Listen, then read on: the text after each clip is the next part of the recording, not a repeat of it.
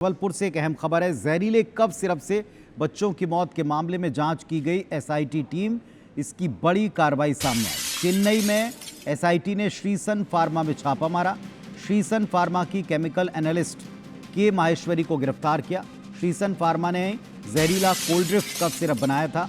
कोल्ड्रिफ्ट में 18% die ethylene glycol पाया गया, जो कि खतरनाक होता है और इसका एक तय प्रतिशत से ज़्यादा बॉडी में पहुंच जाए तो मृत्यु होती है।